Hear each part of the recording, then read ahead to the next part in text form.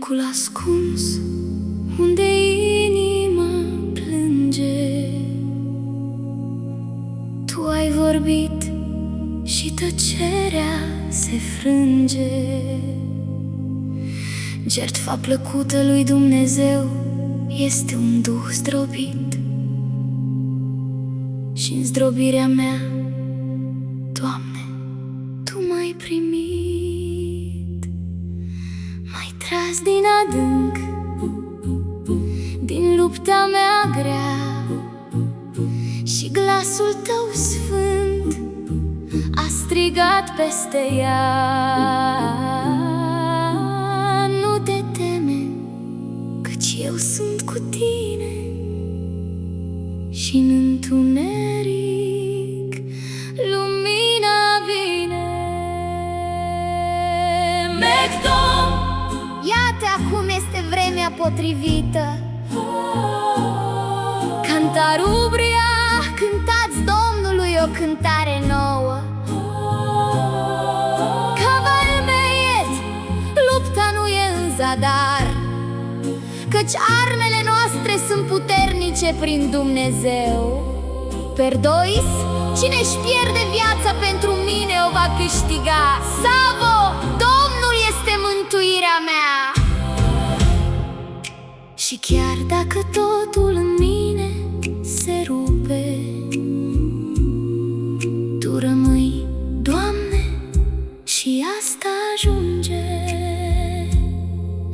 Prin foc m-ai trecut, dar nu m-ai lăsat. Când vei trece prin ape, eu voi fi cu Tine.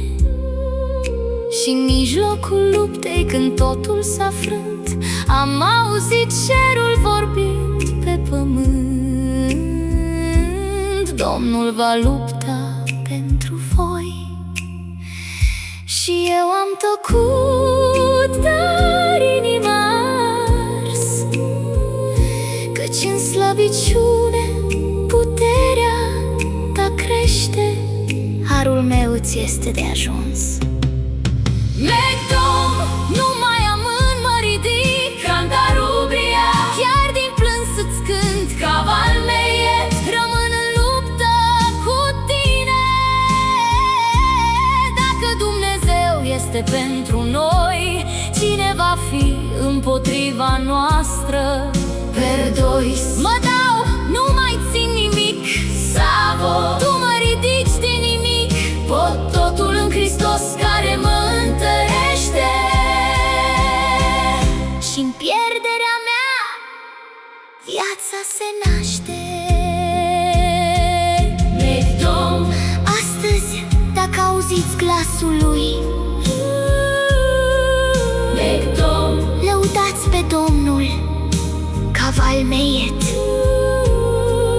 Mecdom! Lupta cea bună a credinței, Perdois, nu mai trăiesc eu, Savo, El m-a scos la loc larg. Mecdom! Răspund chemării. Cantarubria, Chiar din lacrimi cânt. Cavalmeiet, nu fug de luptă. Perdois, mă pierd în Tine. Savo, Domnul este păstorul meu, nu voi duce lipsă de nimic.